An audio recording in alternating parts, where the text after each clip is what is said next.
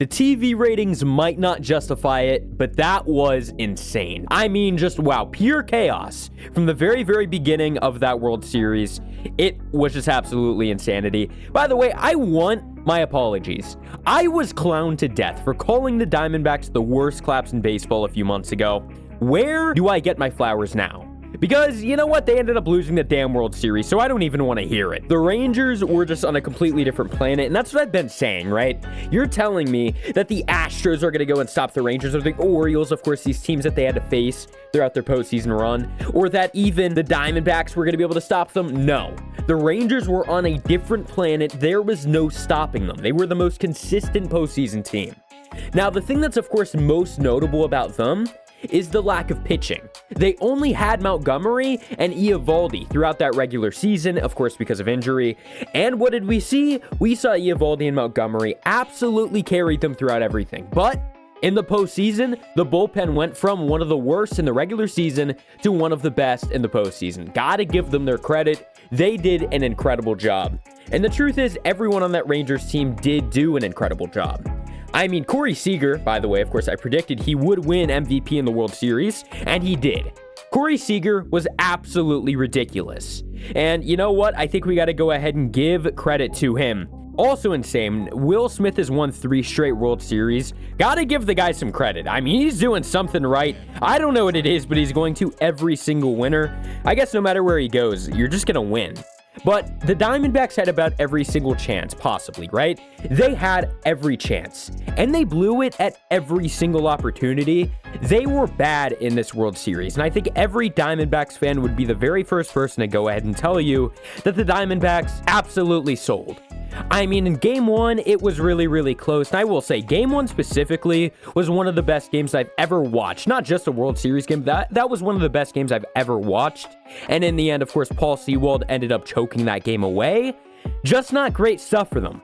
If you would have won that, this World Series could have came out a lot different, but they ended up losing. Game 2, yeah, that was an explosion. The Diamondbacks came out and they just wanted to win. It was very, very clear. Merrill Kelly was great, and their entire offense was great. The Rangers, on the other end, got cooked. Jordan Montgomery did not have his best game. They ended up winning that game 9-1. The Diamondbacks, of course, went ahead and tied the series with that one at 1-1. But since then, they were just dead. I mean, they have not shown a lot of signs of life, because the very next game, the Rangers won 3-1. Just not great stuff. I mean, Max Scherzer, of course, 3 innings scoreless. And then that bullpen, that again was terrible in the regular season. They come in there and they absolutely tear down that D-backs lineup completely. Of course, Brendan Pfaadt didn't do a bad job, 5 innings and 3 runs. It is what it is. But in the end, the offense could not produce enough for him in that one for the Diamondbacks to win. And then Game 4, I mean, this is really whenever you just kind of knew. You just kind of knew that the Rangers were not going to be stopped now. They won, of course, 11-7. Incredible. I mean, Andrew Heaney, wow, just what a game. And from the Diamondbacks, again, they tried, but the offense really just couldn't do enough. But again, Game 4, that was mainly on the pitching, 11-7. And then Game 5, the last game of the World Series. Yeah, you know, I can't even say the offense was dead in this one. They had so many runners in scoring position, and it was ridiculous. If I'm going to be real with you, the Diamondbacks should have won Game 5, but they choked it. They simply did not do enough. They had so many runners in scoring position, and they also had so many groundouts. And it came to the point that they just could not rebound from it, and even after getting out of things with the pitching, right? I mean, the pitching, of course, got out of the bases loaded scenario, but the offense, they just could not finish anything that they even tried. Zach Gallen, of course, the no-hitter through 6. He did very, very good, but in the end, was just not enough as Paul Sewald came into that game, and from that point, it was sealed that this would be the Rangers' first World Series win ever.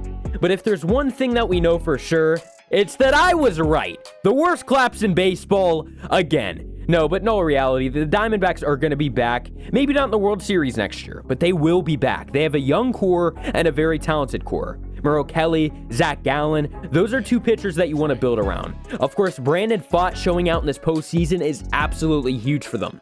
They got to spend some money. I think that we know that. They have to spend money if they want to get good this offseason. Or I guess not good, but if they want to get better.